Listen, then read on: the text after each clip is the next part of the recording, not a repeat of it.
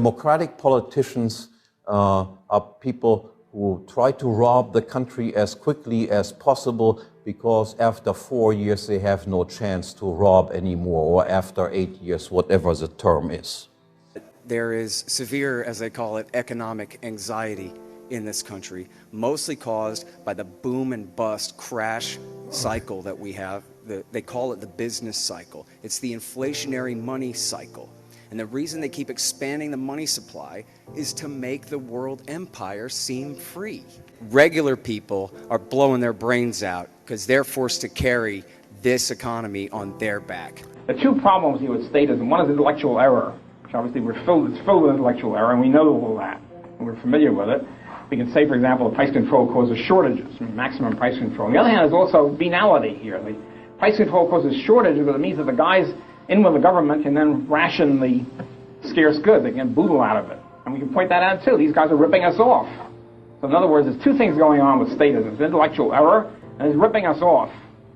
These SOBs are ripping us off, and they're living off tax money, living off subsidies and privileges. We should point that out, because it also gets the people under the collar. They realize the source of their problem, which is not just intellectual error. It is intellectual error. It's also off-ripping. Okay? And we should be armed with both sets of arguments. Adults now are not rebelling against things that are wrong. People are being pushed around, denied normal interaction, and they're just following it like sheep. There's something very wrong. Part of what's wrong is the idea of just following authority without considering, what if they're wrong? What if it's not in my best interest?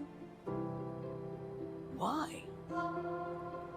This is very dangerous that we have so many people, good people, people who think that they're doing the right thing community-wise, but they might be devastating both the community, the economy, of course, has been destroyed, and their health as well. Just following without questioning. As I say, this incident, it just encapsulates, I guess, who I am. Why I have been sounding alarms when I recognize that they're alarming. It's a very, very dangerous thing to do, to follow. That's what happened in Germany, essentially. All Germans were not evil, but most of them, the vast majority, simply went along.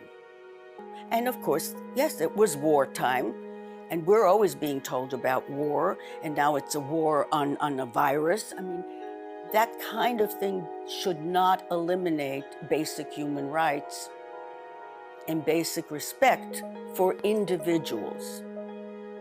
It starts, and medicine especially, which is so intertwined, and as it was then. The objectionable schism and inequality of a higher law of kings versus a subordinate law of ordinary subjects is fully preserved under democracy. Under democracy, everyone is equal insofar as entry into government is open to all on equal terms. Everyone can become king, so to say, not only a privileged circle of people. Thus, in democracy, no personal privileges or privileged persons exist. However, functional privileges and privileged functions continue to exist. Public officials, as long as they act in an official capacity, are governed and protected by public law and occupy thereby a privileged position vis-à-vis persons acting under the mere authority of private law. Public officials are permitted to finance or subsidize their own activities through taxes. That is, they do not as every private law subject must, earn their income through the production and the subsequent sale of goods or services to voluntarily buying or not buying consumers. Rather, as public officials, they are permitted to engage in and live off what in private dealings between private law subjects is considered theft and stolen loot. Thus, privilege and legal discrimination and the distinction between rulers and subjects will not disappear under democracy. To the contrary, rather than being restricted to princes and nobles, under democracy, privileges will be available to everyone. Everyone can engage now in theft and live off stolen loot if only he becomes a public official. Predictably then, under democratic conditions, the tendency of every monopoly of ultimate decision-making to increase the price of justice and to lower its quality and substitute injustice for justice is not diminished, but is actually aggravated. If you think of government is just a corporation in the limit. So sometimes some people are like against corporations, but for government. It's like, guys, government is just a corporation in the limit. It's the biggest corporation of all, and it's got a monopoly on violence. So if you don't like corporations, you should really hate government. I mean, either you're guided by first principles or you're not, and you're just in the realm of preferences. And, you know, anarchists get accused of being utopian, but there is nothing more utopian than a minarchist. The idea that a state will stay restrained because it just decides it doesn't want more power. We're going to create a monopoly on the initiation of violence, and they'll probably decide we'll only stay, you know, a certain reasonable size. Well, I mean, how much empirical evidence do you need to disprove the idea that that's even possible? And in fact, there's a pretty strong correlation between relatively small states becoming the biggest states. It's not a coincidence that the United States of America, which started as this experiment in restrained government, with all these brilliant thinkers who wrote all about checks and balances and divisions of power, well, now it's the biggest state that's ever existed in the history of humanity. The conventional wisdom, of course, is that without a monopoly provider of these services, we will revert to the Hobbsian state of nature, in which everyone is at war with everyone else, and life is, quote, solitary, poor, nasty, brutish, and short. A ceaseless series of assaults of one person against another ensues, and society sinks ever deeper into barbarism. Now, for one thing, it's not even clear that the logic behind Thomas Hobbes's fears really makes any sense. As Michael Huemer points out, Hobbes posits a rough equality among human beings in that none of us is totally invulnerable. We are all potential murder victims at the hands of anyone else, he says. He likewise insists that human beings are motivated by, and indeed are altogether obsessed with, self-interest. Now, suppose that were true. All we care about is our own self-interest, our own well-being, our own security. Would it make sense for us to rush out and attack other people if we have the 50% chance of ourselves being killed? Even if we were skilled in battle, there is still a significant chance that the attack we launch will end in our own death. How does this accord with self-interest? Hobbes likewise speaks of preemptive attacks.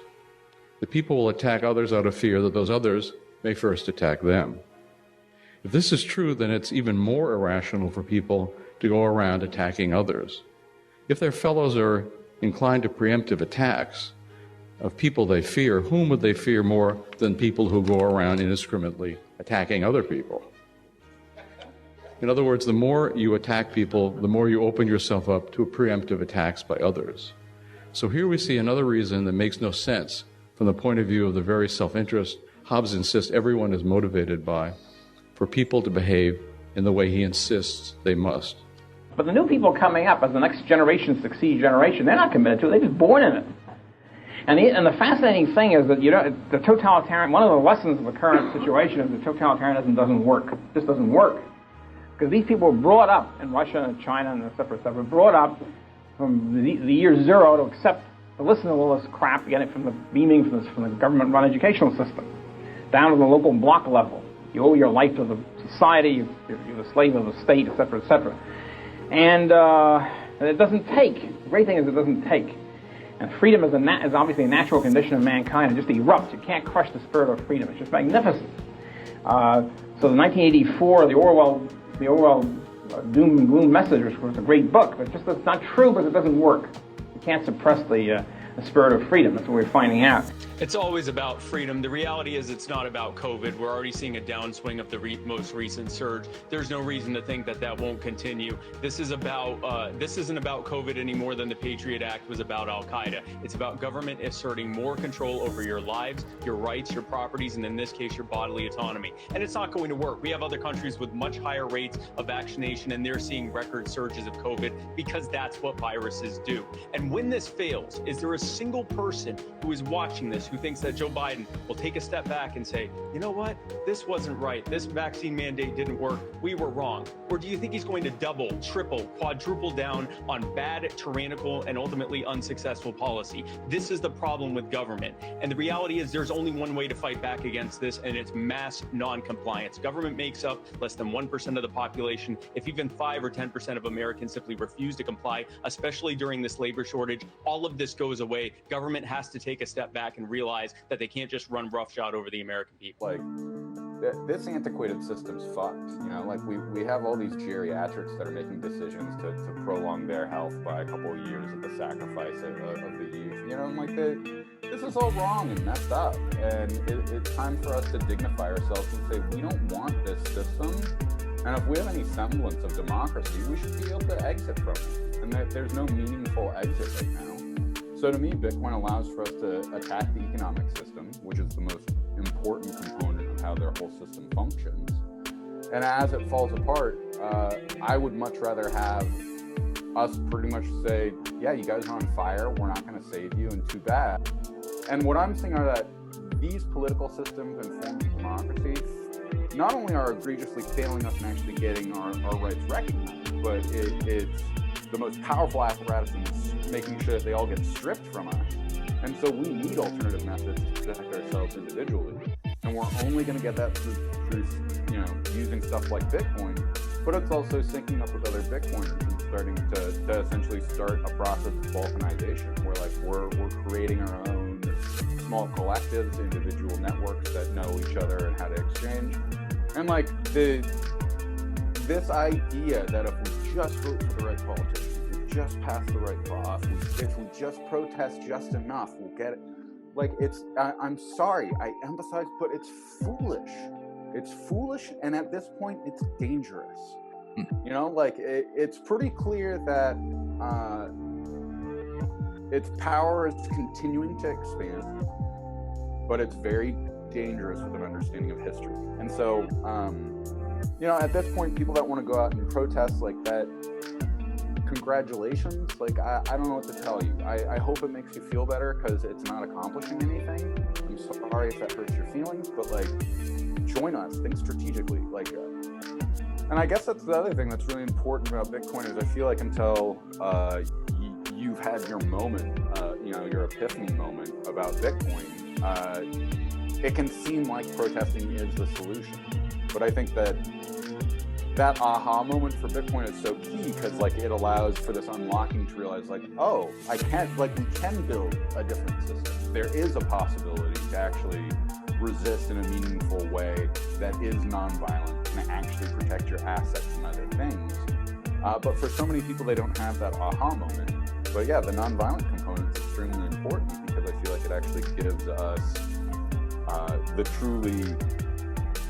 political method to actually change things by creating a new system.